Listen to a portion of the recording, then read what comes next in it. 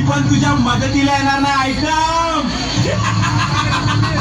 सगळ्याच्या सगळे बहिरे झालेत का? वाचवा हो कुणीतरी. फक्त खिडक्या बघून तमाशा काय बघताय? हे खिडकीतून वाकून बघणारे जर तुला वाचवायला आले असते ना तर ह्या देशात कधी बलात्कारच झाले नसते. तुझा हात माझ्या अंगाला लागण्यापेक्षा मी जीव देईन.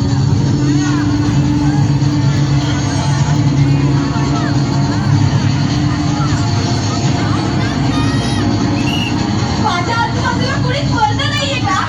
तर सगळे क्षमता जन्माला आले. आज जर माझ्या अब्रूला धक्का लागला ना तर तुमच्या आया बहिणी तुम्हाला कधीच माफ करू शकणार नाही.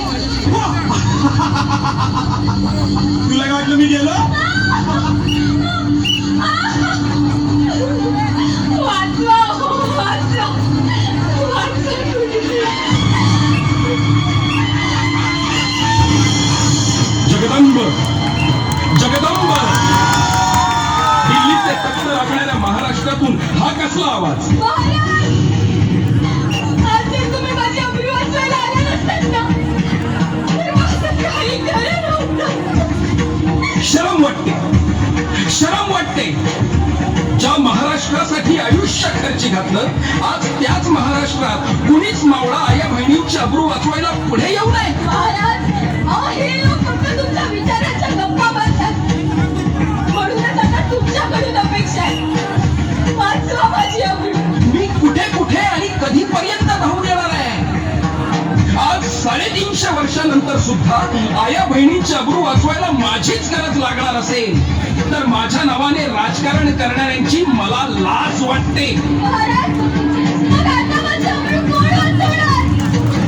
तू मी? होय तू.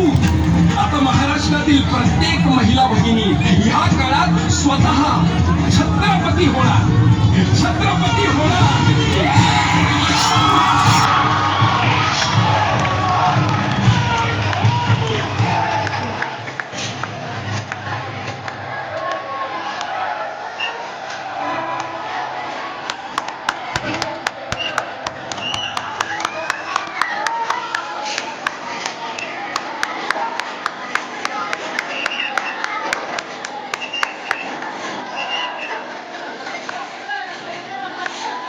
नव्हता